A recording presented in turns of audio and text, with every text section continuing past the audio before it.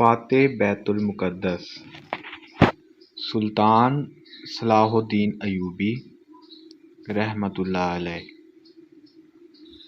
قسط نمبر 17۔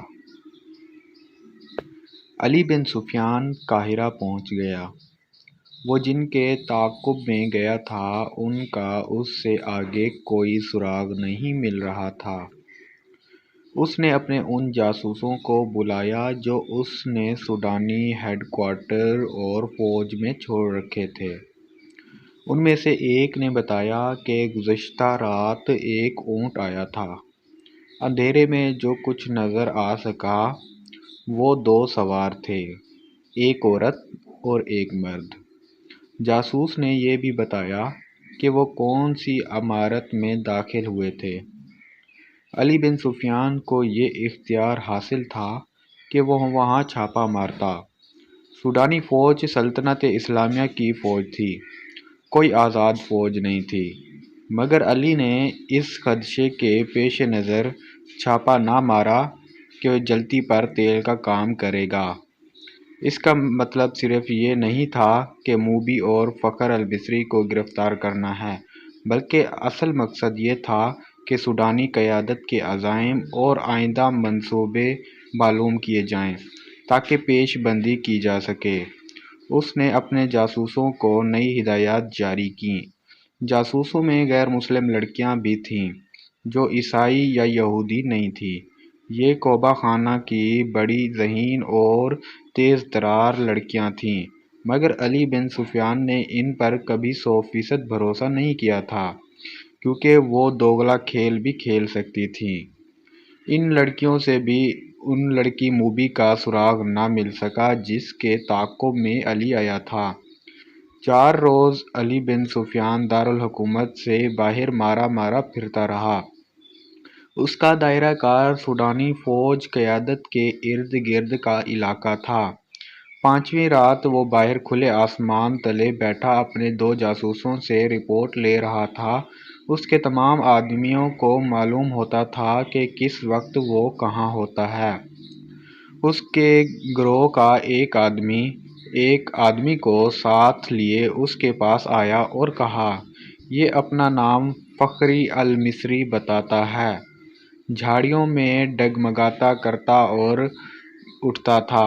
میں نے اس سے بات کی تو کہنے لگا کہ مجھے میری فوج تک پہنچا دو، اس سے اچھی طرح بولا بھی نہیں جاتا۔ اس دوران فخر المصری بیٹھ گیا تھا۔ تم وہی کماندار ہو جو محاذ سے ایک لڑکی کے ساتھ بھاگے ہو؟ علی بن سفیان نے اس سے پوچھا۔ میں سلطانوی فوج کا بھگوڑا ہوں، فخر نے لڑکھڑاتی زبان میں جواب دیا۔ سزائے موت کا حقدار ہوں، لیکن میری بات سن لو ورنہ تم سب کو سزائے موت ملے گی۔ علی بن سفیان اس کے لب و لہجے سے سمجھ گیا کہ یہ شخص نشے کی طلب نے اس کا یہ حال کر دیا ہے۔ وہ اسے اپنے دفتر میں لے گیا اور اسے وہ تھیلا دکھایا جو اسے راستے میں پڑا ملا تھا۔ پوچھا، یہ تھیلا تمہارا ہے اور تم اس سے یہ چیزیں کھاتے رہے ہو؟ ہاں، فخر المصری نے جواب دیا، وہ مجھے اسی سے کھلاتی تھی۔ اس کے سامنے وہ تھیلا بھی پڑا تھا جو تھیلے کے اندر سے نکلا تھا۔ علی نے اس میں سے چیز نکال کر سامنے رکھ لی تھی۔ فخر نے یہ چیزیں دیکھیں تو جھپٹ کر مٹھائی کی قسم کا ایک ٹکڑا اٹھا لیا۔ علی نے جھپٹ کر اس کے ہاتھ پر اپنا ہاتھ رکھ دیا۔ فخر نے بے تابی سے کہا، خدا کے لیے مجھے یہ کھانے دو، میری جان اور روح اسی میں ہے۔ مگر علی نے اس سے وہ ٹکڑا چھین لیا اور اسے کہا، مجھے ساری واردات سناؤ، پھر یہ ساری چیزیں اٹھا لینا۔ فخر المصری نڈھال اور بے جان ہوا جا رہا تھا۔ علی بن سفیان نے اسے ایک سفوف کھلا دیا جو حشیش کا توڑ تھا۔ فخر نے اسے تمام تر واقعہ سنا دیا کہ وہ کیمپ سے لڑکی کے تعاقب میں کس طرح گیا تھا۔ تاجروں نے اسے قہوہ بنایا تھا جس کے اثر سے وہ کسی اور ہی دنیا میں جا پہنچا تھا۔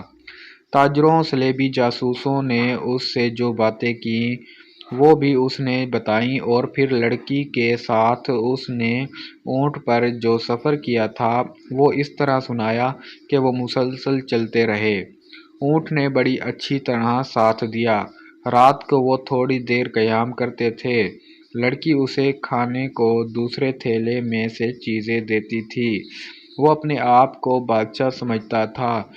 لڑکی نے اسے اپنی محبت کا یقین دلایا اور شادی کا وعدہ کیا تھا، اور شرط یہ رکھی تھی کہ وہ اسے سوڈانی کماندار کے پاس پہنچا دے۔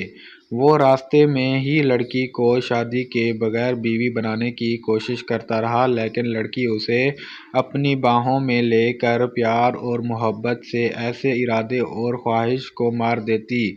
فخری نے محسوس تک نہ کیا کہ لڑکی اسے حشیش اور اپنے حسن و شباب کے قبضے میں لیے ہوئے ہے۔ تیسرے پڑاؤ میں انہوں نے کھانے پینے کے لیے اونٹ روکا تو تھیلا غائب پایا، جو اونٹ کے دوڑنے سے کہیں گر پڑا تھا۔ لڑکی نے اسے کہا کہ واپس چل کر تھیلا ڈھونڈ لیتے ہیں، لیکن فخر المصری ہوگا۔ لڑکی ضد کرنے لگی کہ تھیلا، تو فخر نے کہا کہ وہ بھگوڑا فوجی ہے، خدشہ ہے کہ وہ اس کا تعاقب ہو رہا ہے، ضرور ڈھونڈیں گے۔ فخر نے اسے یقین دلایا کہ وہ بھوکا مرنے کا کوئی خطرہ نہیں، راستے میں کسی آبادی سے کچھ لے لیں گے، مگر لڑکی آبادی کے قریب جانا نہ چاہتی تھی اور کہتی تھی کہ واپس چلو۔ فخر المصری نے اسے زبردستی اونٹ پر بٹھا لیا اور اس کے پیچھے بیٹھ کر اونٹ کو دوڑا دیا۔ وہ سفر کی تیسری رات تھی۔ اگلی شام وہ شہر سے باہر سوڈانیوں کے ایک کماندار کے ہاں پہنچ گئے، مگر فخر المصری اپنے سر کے اندر ایسی بے چینی محسوس کرنے لگا جیسے کھوپڑی میں کیڑے رینگ رہے ہوں۔ آہستہ آہستہ وہ حقیقی دنیا آ گیا۔ وہ سمجھ نہ سکا کہ یہ حشیش نہ ملنے کا اثر ہے۔ اس کی تصوراتی بادشاہی اور ذہن میں بسائی ہوئی جنت میں کہیں ریگزار میں گر گئی تھی۔ لڑکی نے اس کے سامنے کماندار کو صلیبیوں کا پیغام دیا اور اسے بغاوت پر اکسایا۔ فخر پاس بیٹھا سنتا رہا اور اس کے ذہن میں کیڑے بڑے ہو کر تیزی سے رینگنے لگے۔ نشہ اتر چکا تھا، چنانچہ اس نے بے خوف و خطر کماندار سے یہ بھی کہہ دیا کہ سلطان ایوبی اور علی بن سفیان کے درمیان یہ غلط فہمی پیدا کرنی ہے کہ وہ ظاہری طور پر نیک بنے پھرتے ہیں، مگر عورت اور شراب کے دلدادہ ہیں۔ اس کی اس طویل گفتگو میں بغاوت کی باتیں بھی ہوئیں۔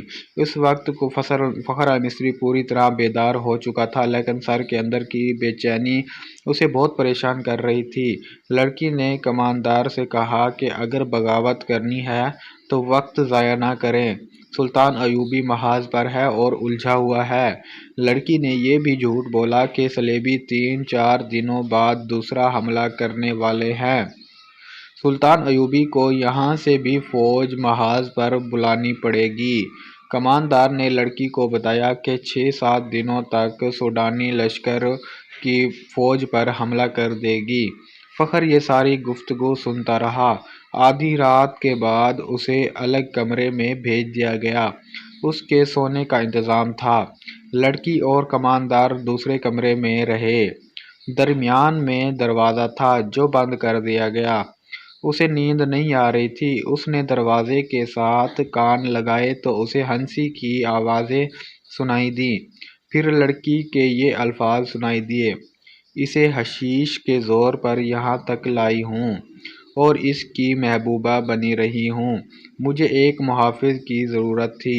حشیش کا تھیلا راستے میں گر پڑا ہے۔ اگر صبح اسے ایک خوراک نہ ملی تو یہ پریشان کرے گا۔ اس کے بعد فخر نے دوسرے کمرے سے جو آوازیں سنیں وہ اسے صاف بتا رہی تھی کہ شراب پی جا رہی ہے اور بدکاری ہو رہی ہے۔ بہت دیر بعد اسے کماندار کی آواز سنائی دی: یہ آدمی اب ہمارے لیے بیکار ہے، اسے قید میں ڈال دیتے ہیں یا قتل کروا دیتے ہیں۔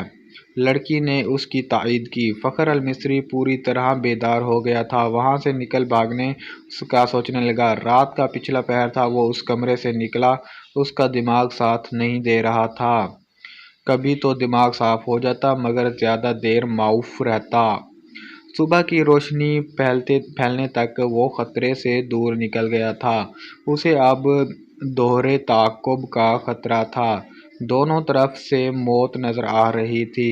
اپنی فوج کے ہاتھوں گرفتار ہو جاتا تو بھی مجرم تھا، اور اگر سوڈانی پکڑ لیتے تو فوراً قتل کر دیتے۔ 2 دن بھر وہ فرعونوں کے کھنڈرات میں چھپا رہا۔ حشیش کی طلب، خوف اور غصہ اس کے جسم و دماغ کو بیکار کر رہا تھا۔ رات تک وہ چلنے سے بھی معذور ہوا جا رہا تھا۔ پھر اسے یہ بھی احساس نہ رہا کہ دن ہے یا رات، اور وہ کہاں ہے۔ اس کے دماغ میں یہ ارادہ بھی آیا کہ اس عیسائی لڑکی کو جا کر قتل کر دے، یا یہ سوچ بھی آئی کہ اونٹ یا گھوڑا مل جائے اور وہ محاذ پر سلطان ایوبی کے قدموں میں جا گرے، مگر جو بھی سوچ آتی تھی اس پر اندھیرا چھا جاتا تھا۔ اس کی آنکھوں کے سامنے ہر چیز تاریک کر دیتا تھا۔ اسی حالت میں اسے یہ آدمی ملا۔ وہ چونکہ جاسوس تھا، اس لیے تربیت کے مطابق اس نے فخر المصری کے ساتھ دوستی اور ہمدردی کی باتیں کی، اور اسے علی بن سفیان کے پاس لے آیا۔ تصدیق ہو گئی کہ سوڈانی لشکر حملہ اور بغاوت کرے گا، اور یہ کسی بھی لمحے ہو سکتا ہے۔ علی بن سفیان سوچ رہا تھا کہ مقامی کمانڈروں کو فوراً چوکر نہ کرے اور سلطان ایوبی کو اطلاع دے، مگر وقت ضائع ہونے کا خطرہ تھا۔ اتنے میں اسے پیغام ملا کہ صلاح الدین ایوبی بلا رہے ہیں۔ وہ حیران ہو کر چل پڑا کہ سلطان کو تو وہ محاذ پر چھوڑ آیا تھا۔ وہ سلطان ایوبی سے ملا تو سلطان نے بتایا، مجھے اطلاع مل گئی تھی کہ ساحل پر صلیبی جاسوسوں کا ایک گروہ موجود ہے، اور ان میں سے کچھ ادھر بھی آئے ہوئے ہوں گے۔ محاذ پر میرا کوئی کام نہیں رہ گیا۔ میں کمان اپنے رفیقوں کو دے کر یہاں آ گیا۔ دل اس قدر بے چین تھا کہ میں یہاں بہت بڑا خطرہ مول لینے آ گیا۔ اس ایپیسوڈ کا اگلا پارٹ اگلی ویڈیو میں دیکھیں، اور ہمارا چینل سبسکرائب کر لیں۔